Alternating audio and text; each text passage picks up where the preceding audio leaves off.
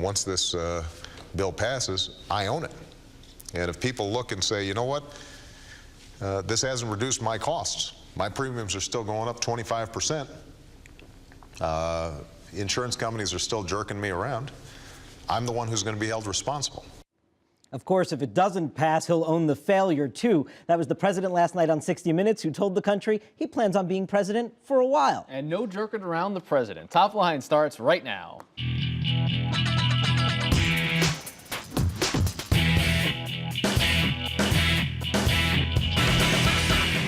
Hello and welcome to ABCNews.com's Top Line. I'm David Chalian. And I'm Rick Klein. Each weekday, we're bringing you the very latest political headlines, reporting, insight, analysis, everything you need and want to know about the world of politics. And you can keep the conversation going all day long. It's twitter.com/The Note. Let us know what you think. Rick, get us started this Monday. What is your top line? Remembering 9/14. It's not quite 9/11, but today is the one-year anniversary of Lehman Brothers collapse. President Obama at this hour is speaking in New York about the progress already made on the economic recovery and about what still needs to be done in terms of financial regulatory reform. David, so much attention on health care these last few weeks. They're taking a bit of a pause here to refocus things a bit on the economy. And remember how the president started that joint session speech last week. It was all about the economy, bringing the country back from the brink. They know they cannot finish closing this deal on healthcare with the country without the country feeling good about where we're going economically. It's completely tied together. Not there yet. Speaking of how the country's responding to that healthcare sales pitch, our latest ABC News Washington Post poll shows that the president may have stopped the bleeding on the subject, but he is nowhere near yet closing this sale. Rick, the numbers, he has stopped this slide, I think, for the first time since April, how his approval on handling healthcare didn't actually go down. It stayed somewhat steady. But it's not enough. He does not have majority support yet for his plans, and he's losing in his overwhelming advantage. He's starting to see a narrowed gap with Republicans on this issue. And they fired the biggest rhetorical bullet in the arsenal and didn't really get much out of it. And this poll was taken in the immediate aftermath of that speech last Wednesday.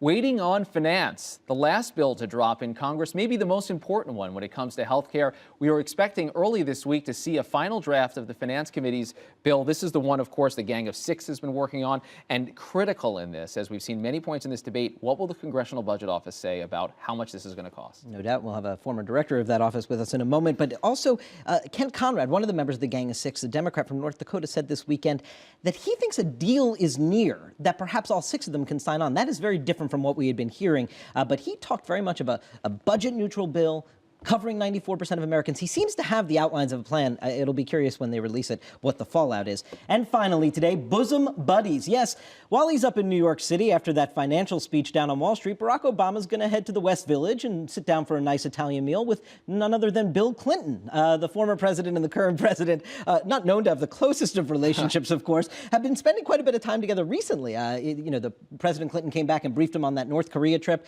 Then they saw each other, spent some time at Ted Kennedy's funeral last week at Walter Cronkite's memorial up in New York, and now just a one-on-one lunch. There you go. I just love the way the narrative comes full circle. Now they're best friends. To be a fly on the wall in that restaurant.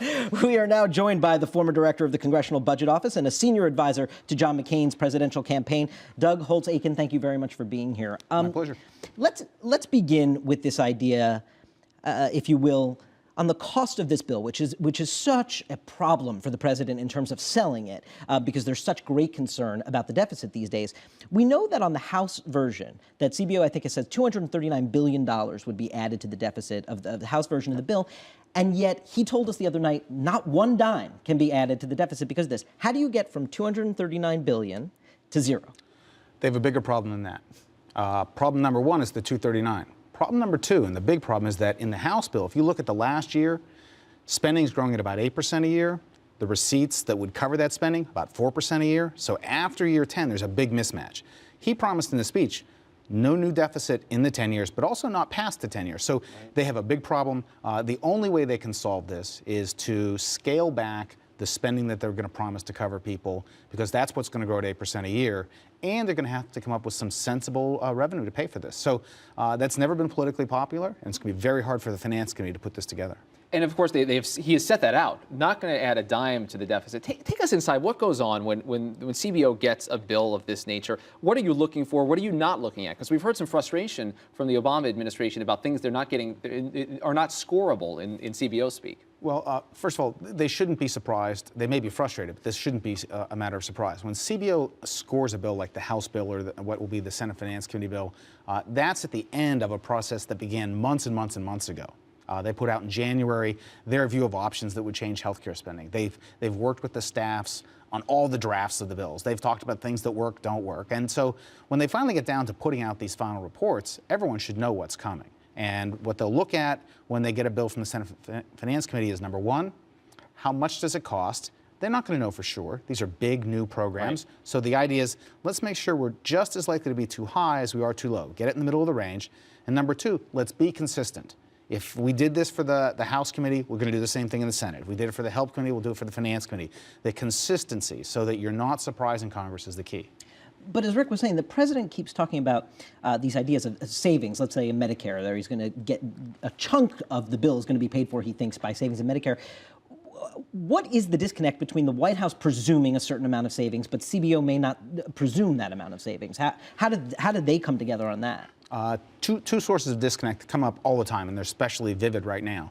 Disconnect number one is, what are federal budget savings versus what goes on out there in the entire United States, where it could be that private insurers save some money, hospitals save some money, but it doesn't show up in the federal budget. That's a disconnect you see a lot. And the second is just fundamental disagreement about how big savings might be. And reasonable analysts can disagree on these things. Do you think it's possible to set out the goals that the president laid out just last Wednesday, of simultaneously expanding health care in the direction that he's talking about and saying we're not going to add a dime to the deficit? No. I think the fundamental problem is that if you cover everybody, you put everyone in a system that is growing too rapidly in costs and is added onto an entitlement problem where we already don't have the revenues to pay for it. And so you build a big problem up front, and there's no way to unwind that quickly. A way to get there is to be more patient and sequential. Cover targeted groups like working uninsured, and as you get savings, channel them back in and cover more people. But the political patience isn't there for that. The promise has been made to cover everyone, and I don't think it'll ever add up. And of course, channeling savings back into that program as opposed to other spending is always a tricky thing to do for Congress. The money rolling into the Congress becomes a target for everybody. Yes, exactly. I do want to ask you, though, when you were watching the speech on Wednesday night, if you caught it or read a transcript of it, were you caught by surprise that the president seemed to be advocating for a piece of a healthcare plan that you were devising for John McCain in this idea of high-risk pools? Now, I know, as our Teddy Davis reported on ABCnews.com, the president's talking about a federal high-risk pool, and John McCain, during the campaign, you guys were talking about state high-risk pools. But were you appreciative of that effort of him to sort of bring John McCain's campaign idea into onto the House floor? Democrats have been phenomenal advocates of most of the McCain plan. Baucus was probably the most eloquent on removing the exclusion of employer-sponsored insurance, a McCain proposal that the Obama administration did not exactly favor on the campaign. Not exactly. Not exactly favor. We proposed Medicare savings of the type that the administration is now foursquare behind, and were roundly criticized for that. So so high-risk schools are just number three. Eventually, they will, in fact, propose the entire McCain campaign plan, and we'll see how it happens. But substantively, this isn't the same proposal. But I've gotten used to the idea that they're going to make the effort to put out a bipartisan proposal in this way. But when the rubber hits the road, it's not there. Briefly, I put on your economist hat for a second here. The administration has been talking about the impact of the stimulus package in saving or creating 1 million new jobs. What do you make of that claim? Do you think it holds up? Number one, you'll never know, because we'll never know what would have happened in the absence of the bill. How long have I been saying that? Exactly. So, it's going to be fodder for 7,000 PhD economics dissertations, but it's never going to be a realistic political claim. Number two, the question is not whether you can save or create the jobs. The question is at what price, and the price tag here is just way too high. They paid too much for what they're getting, and it has crippled their ability in health care. It's hurt them on the cap and trade. It's hurting their whole agenda. Doug HOLTZ-EAKIN, thank you very much for being here. We greatly appreciate it. My pleasure. Don't go anywhere, folks. More Top Line with Roger Simon of Politico coming up in just a moment.